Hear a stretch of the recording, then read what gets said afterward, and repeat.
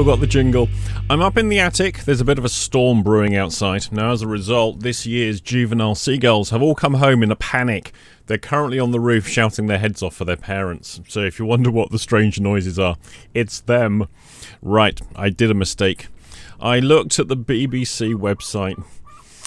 BBC News, it used to be unbiased, allegedly. Now it's just something else entirely. And something caught my eye is the clip I'm about to show you.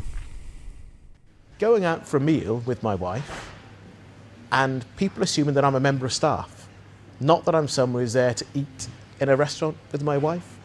And that again is people saying, well, this is, surely you're not someone who's going to sit down here and eat here. You must be a member of staff. And it has happened on a regular enough basis to be pretty obvious that if I were a white man, relatively smartly dressed, going to a place like that, that isn't what people would ask me. People will look differently at him. Now, rarely do I look at the news these days just because it's so bad, but this one really did push a button for me.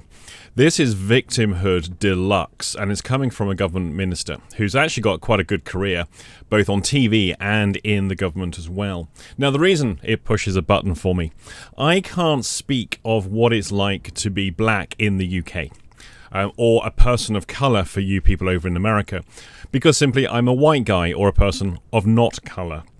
But what I can speak of is what it's like being tall, dressing well, wearing proper shoes, and conducting myself with a degree of authority. I used to work in hospitals. I worked in a number of departments. I'm used to being in authority. That goes with the territory. As a result, I know that affects how I move, how I speak, how I conduct myself generally. So the consequences of that are, if ever I'm standing still in a restaurant, sometimes in a pub, not often in pubs, in a shop, supermarket or department store, if I stand still long enough, usually because I'm waiting for my wife, people come up to me and ask me for stuff. Twice now I've had people return their trolleys to me while I've been stood in the car park of a supermarket. It is something that I got used to when I was younger. A friend of mine at college, a guy called Govt Minister, he was Sikh. We used to go and hang out in town together, and we were forever being mistaken for shop assistants. What did we both have in common? We were tall, we were confident, we dressed well, and we both wore proper shoes. I suspect the minister here, who's doing his best to be a victim, is really stretching a little bit.